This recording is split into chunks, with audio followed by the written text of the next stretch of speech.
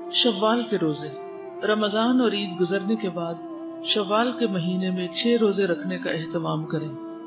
हजरत अबू अय्यूब अंसारी से रिवायत है कि बेशक रसूलुल्लाह सल्लल्लाहु अलैहि वसल्लम ने फरमाया, जो शख्स रमजान के रोजे रखकर शव्वाल के महीने में 6 रोजे रखे उसे उम्र भर के रोजों का सवाब मिलता रहता है। गोया आपने सारा साल रोजे रखे। एक नेकी 10 के बराबर होती है। और इस तरह अगर हम देखें 30 रोजों में से अगर हर रोजे को 10 से मल्टीप्लाई करें तो कितने बन जाएंगे? 300। और 6 रोजे जो आखिरी हैं 60 हो जाएंगे। साल में कितने दिन होते हैं?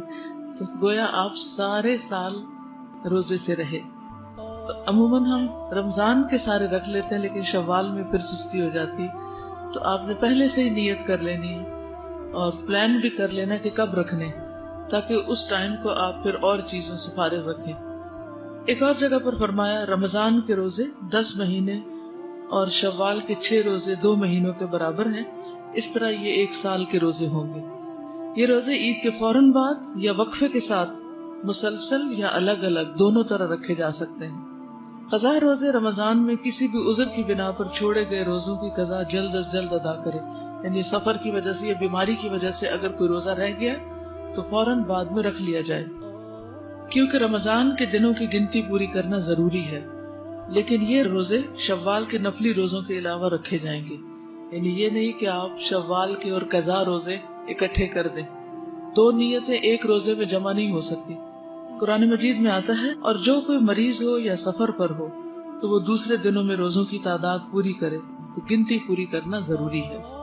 इसके अलावा फिर हर महीने के 3 रोजे हैं और हर हफ्ते के 2 रोजे, जो भी आप चूज करें। दोनों तरह रखना चाहें तो बहुत ही अच्छा है, लेकिन अगर इनमें से कोई एक सुन्नत फॉलो करते रहे साल भर तो बहुत ही मुनासिब होगा और इंशाअल्लाह मुकर्रबीन वाले अमाल में से।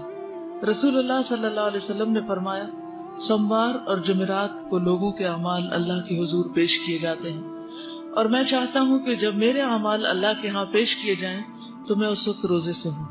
और हर महीने में 3 रोजे रखना, उसका क्या अजर सवाब है?